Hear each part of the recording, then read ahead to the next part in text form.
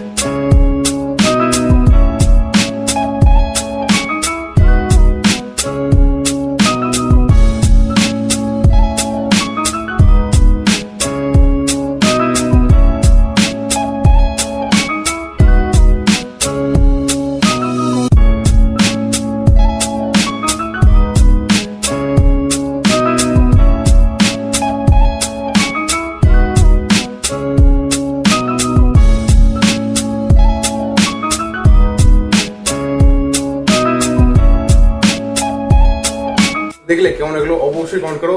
তো আমার এই চ্যানেলটা মোটো ব্লগিং এর, তার এর মধ্যে তো বাইক ডেফিনেটলি থাকবে। আর এরপরে তোমাদেরকে যেটা বলবো সেটা হচ্ছে, ও কিন্তু আমাদের এক্সট্রিমটাকে খুব সুন্দর স্ট্রিপ করেছে। তো এখানে এক্সট্রিমটা দেখাবো না, ওটা প্রিভিয়াস ভিডিওতে দেখেছি। তো ইয়ামার একটা বাইক ছিল, সেটা মানে নতুন একটা কালার ছিল, তো তাই বললাম সেটাও তো ক্যাপচার করেছি, তাই তোমাদের সাথে দেখাই। সেটা তো স্ট্রিপ লাগা ছিল, সেই ভিডিওটা শেয়ার করছি, চেক আউট করো।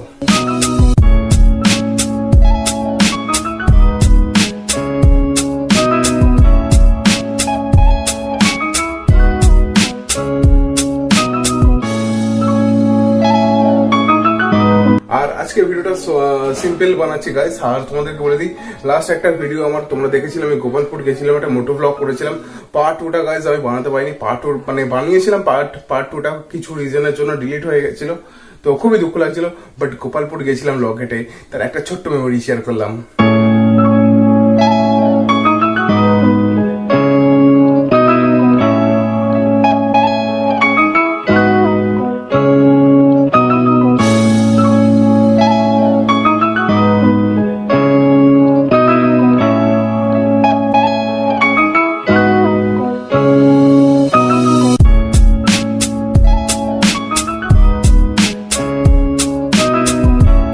কেমন লাগলো গাইস ডেফিনেটলি জানাও। আর যদি কিছু ভিডিওতে ভালো লাগে then if you like share and subscribe. দুর্গাপুজোর টাইম, দেখো ওভার তো হয়তো বিচার পাবে না, বাট মন থেকে তার প্রতি অবশ্যই একটা রেসপেক্ট থাকবে।